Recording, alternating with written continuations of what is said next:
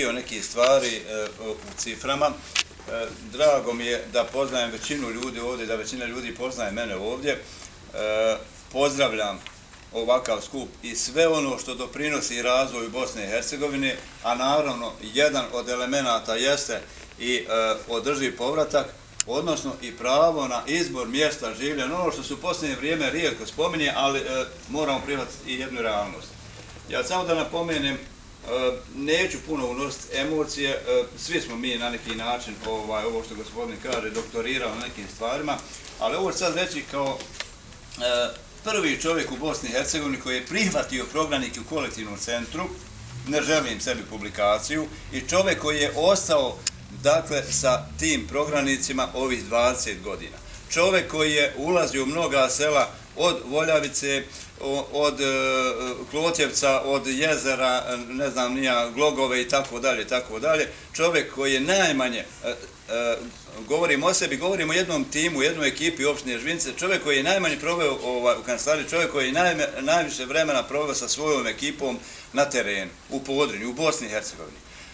Ono što je specifično za Živinice je da smo mi imali 28.000 prognanika na opštini Živinice, znači nam 50.000 domicilnog stanovništva. To je jedan ogroman broj, to je odnos 1:2. Da imamo dva kolektivna centra, Vijeću i Karaulu, da imamo 40 kuća holandske vlade, da smo spram broja stanovnika najopterećeniji, uslovno rečeno da se pogrešno ne razumijemo, sa brojem prognanika. I da za tih svih 20 godina nismo imali ni jednu blokadu puta, ni jednu blokadu institucije i ništa ono što se je negativno odrađivalo. To govori da smo radili timski unutar općine Živinice, ali i da smo zivkali, tražili, pružali pomoć, tražili pomoć od svih ljudi, svih vladnih i nevladnih organizacija, uključujući i udruženje. Evo gospodin Alenk, evo gospodin Zulfo Saliović, tako da ne spominjem imena. Mi smo u jednom izraelskom naselju Viš, vi ste gore imali priliku, u ratnim vremenima, kad se i ratovalo, ali smo vodili jedan rat u okviru tog naselja na resocijalizaciji tih prognanika.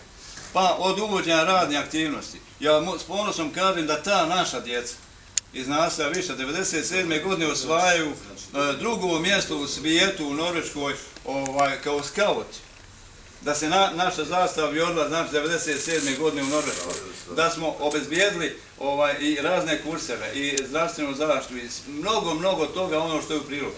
Ponosni smo kao opština, što smo učestvovali u povratku par stotina porodica iz Živinica i što smo propratili taj povratak od aplikacije u tim kolektivnim centrima do predaje ključeva.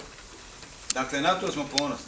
I ponosni smo što smo predložili nevladnim organizacijama koje u to vrijeme nisu bile uvezane, jer jedne organizacije su, naravno, svaka ima svoj program, ali su rekli, mi radimo infrastrukturu, nas ne zanima kuća, a drugi kažu, mi bi napravili kuću, ali nema puta.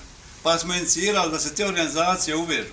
Dakle, sarađivali smo sa preko 50 vladnih i nevladnih organizacija i ponosni smo što smo možda u nekim stvarima otvorili oči nekim ljudima u svemu tome, a što su nama ti ljudi, ti saradnici, otvorili oči kako da bolje radimo, kako da ti ljudi naši budu sredniji u tom povratu.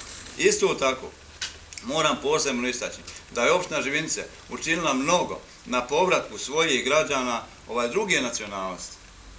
I ono što ponekad iritira ljude iz Živiničke opštine, a nadam se i sve Bosance i Hercegovice, jeste podjela na nešto što vraća Bosnu i Hercegovinu unazad.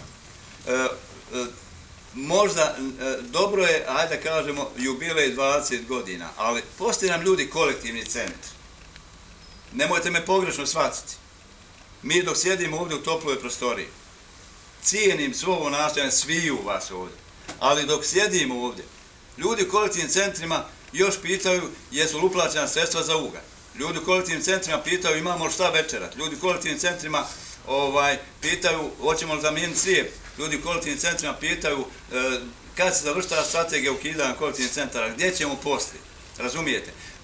Želim jednostavno da budemo konkretni, da zasučemo rukave, da krenemo putem rahmetli Fadla Banjanovića i onih ljudi, da obujemo čizme i da idemo na teren, da radimo, ne negirajući sve ovo. Postignuto je zaista dosta. Ono što se desilo u Bosni i Hercegovini, to je primjer u svijetu. Ljudi doktoriraju na tome.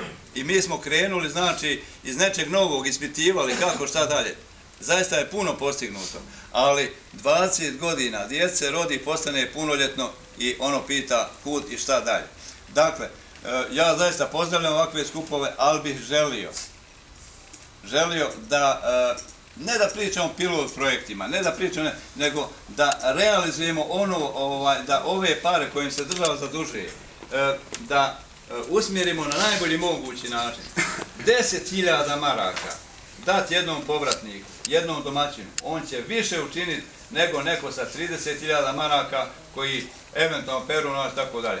Hoćemo da gradimo Bosnu i Hercegovinu, ali svi zajedno, jednim timskim radom, i ja želim da što prije budu ukinuti kolektivni centri, da se što prije ljudi vrate na svoj i da jednostavno imamo jednu normalnu, uređenu državu Bosnu i Hercegovinu. Hvala vam lijepo.